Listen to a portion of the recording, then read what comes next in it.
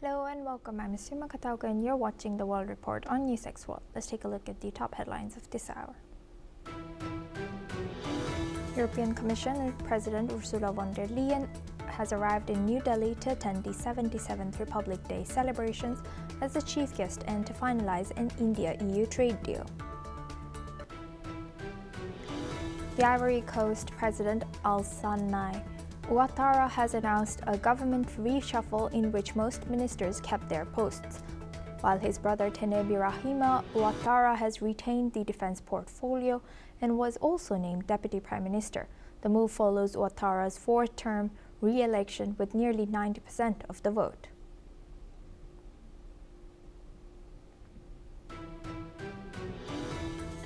IMF officials are expected to visit Libreville in February to assess Gabon's economic situation and to discuss reform plans, as the finance minister highlighted the technical talks with the fund that has intensified despite no formal loan request.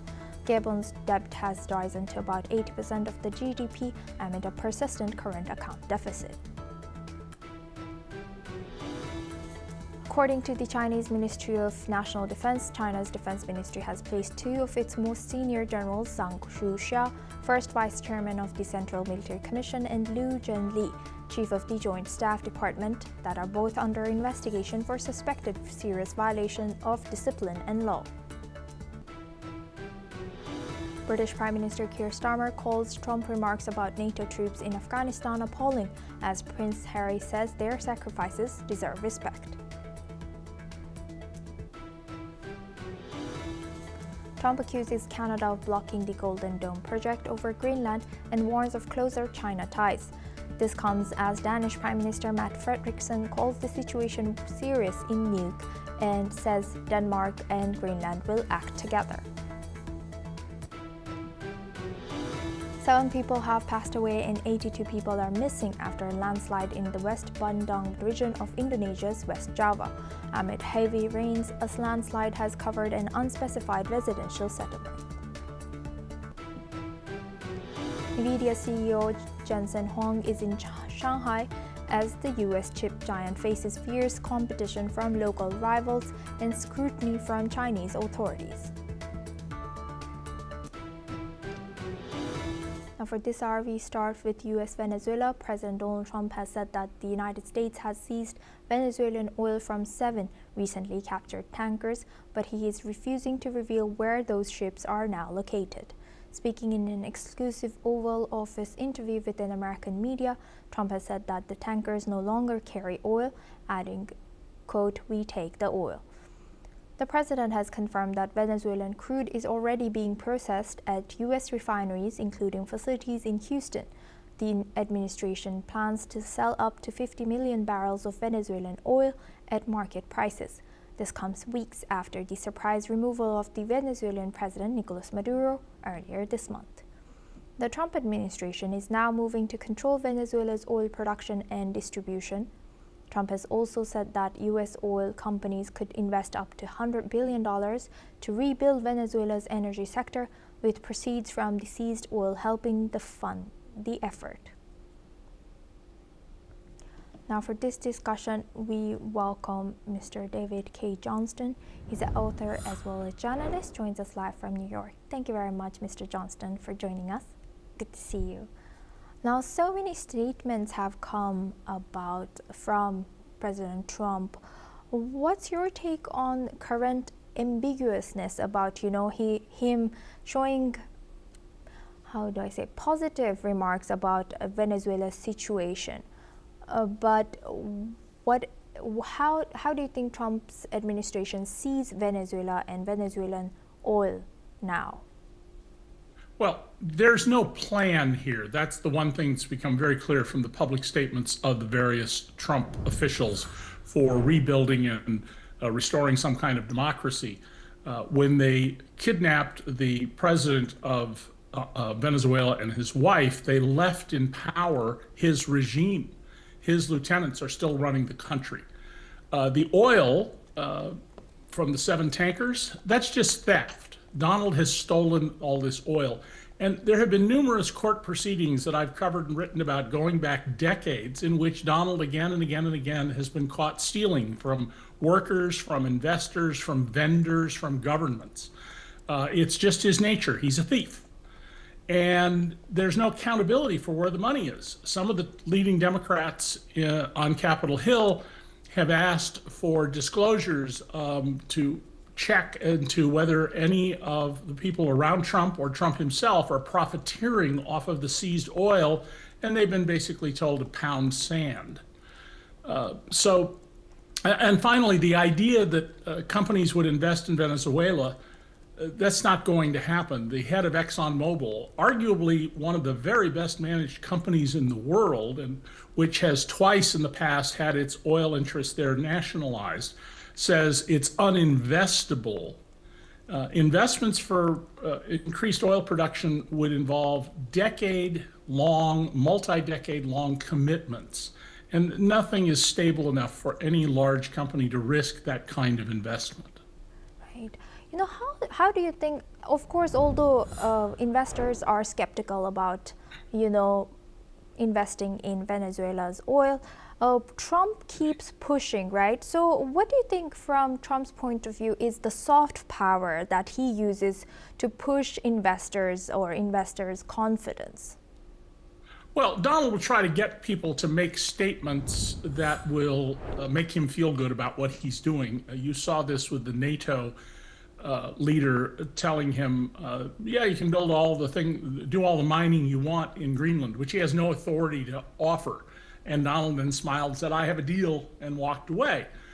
So there are two things going on here with Trump. One is this expansionist view he has. He's talked about making Canada part of the United States by force, taking the Panama Canal back, seizing Greenland.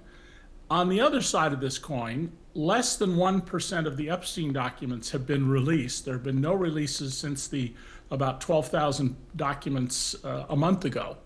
And he needs to distract people from the Epstein files, which court documents and public statements by a number of the young women include assertions that there is video and photo evidence of Donald Trump raping 13-year-old girls. So he really needs to get the public off the Epstein files, and this is a very convenient way to do that.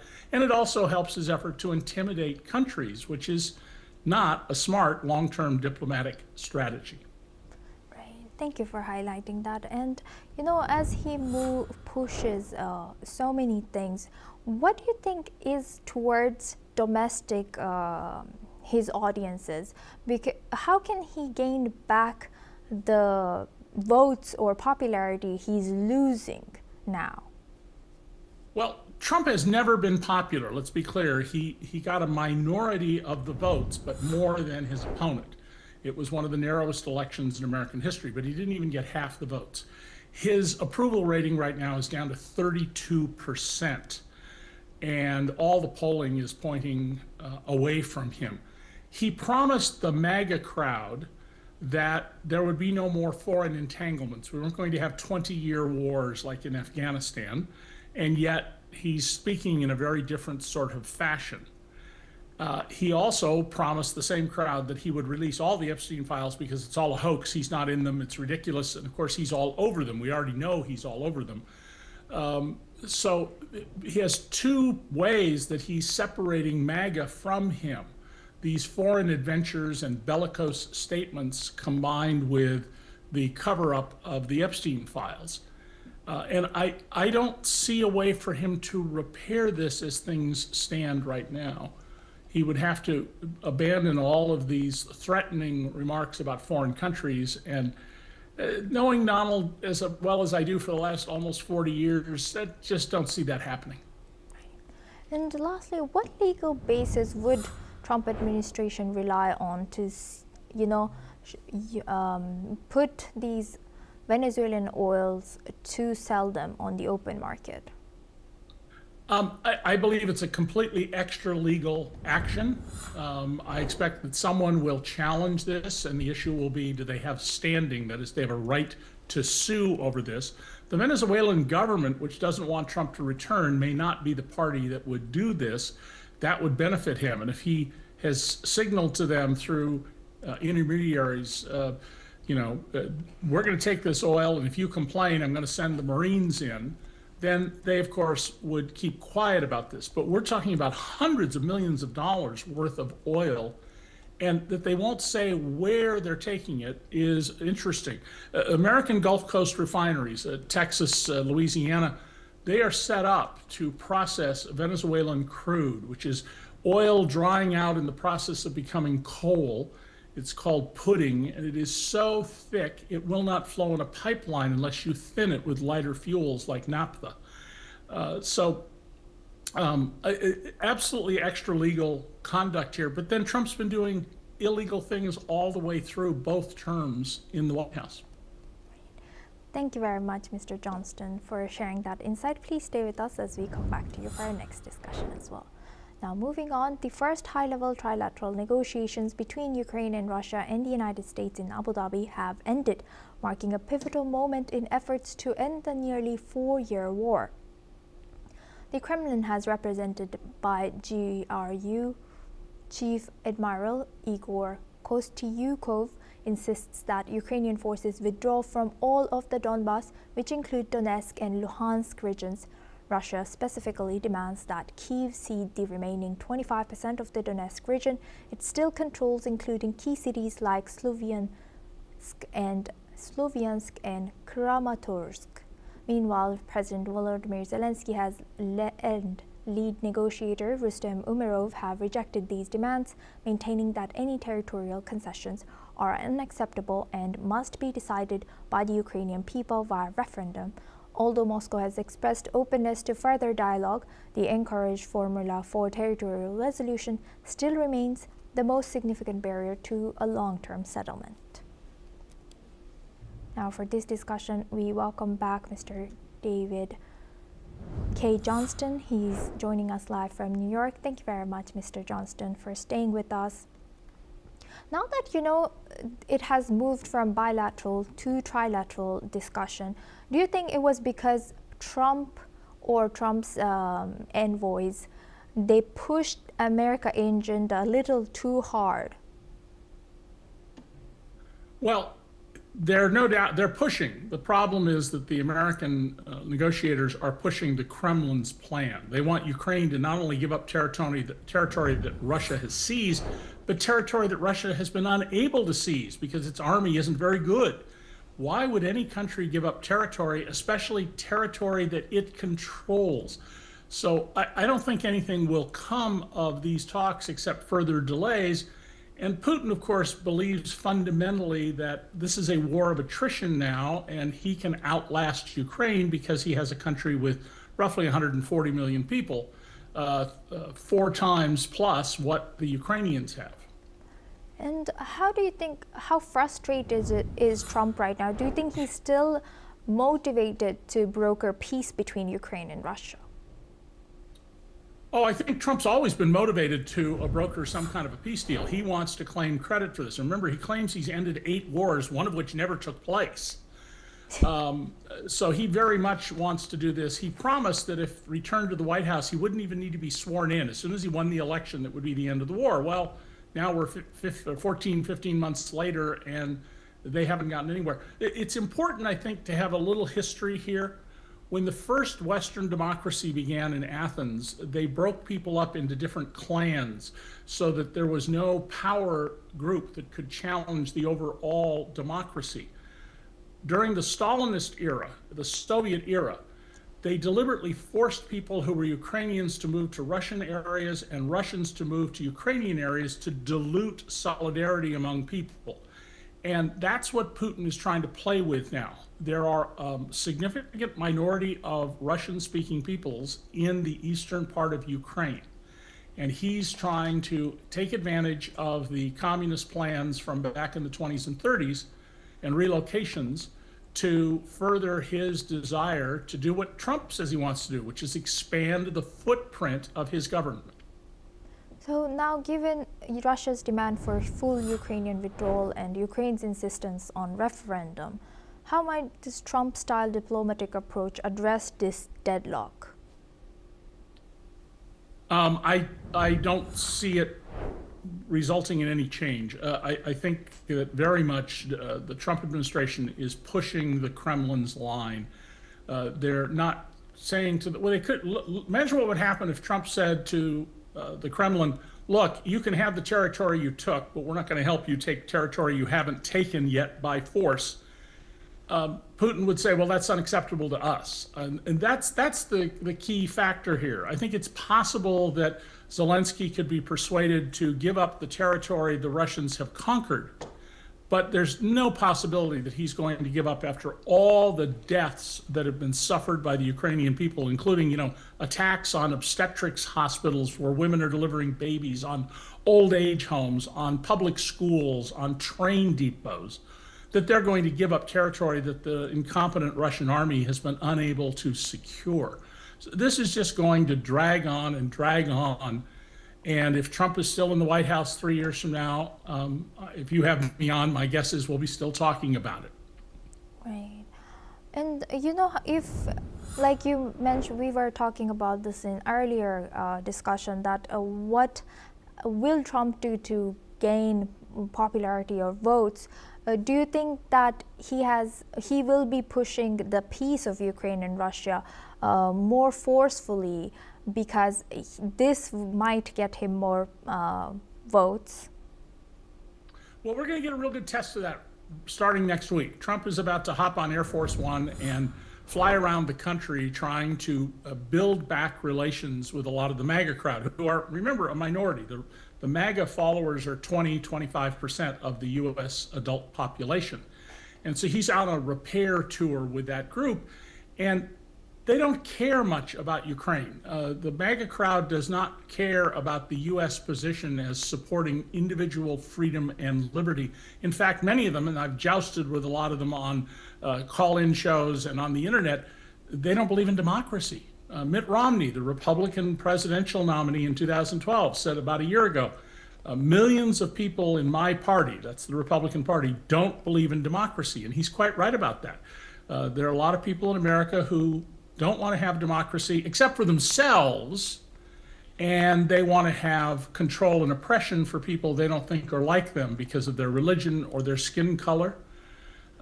So this is not a good situation. Trump is finding that the public is not with him. His approval ratings are falling. And on top of all of this, every economic indicator except the stock market is pointing downward since Trump came in.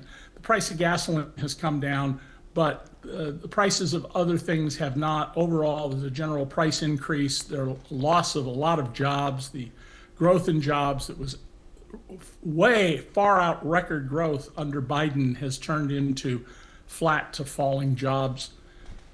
So Trump has a lot of work to do if he thinks he's going to repair his position with the American Republican. Being at 32% approval rating, that's a really deep hole. With that, I would like to thank Mr. Johnston for joining us today and sharing that insight throughout our news. Thank you very much. Now we move the focus on to Turkey. Turkey's pro-Kurdish Democratic Party has called for the immediate lifting of the blockade on Kobani, a Kurdish majority city in northern Syria, warning that the situation has escalated into a humanitarian tragedy. The city, surrounded by Syrian governmental forces and the Turkish border, has been under siege as a result of a major military offensive. Dem co-chair Tülay Hatimulari has described the situation as a deadly catastrophe, with residents now stranded after fleeing surrounding villages.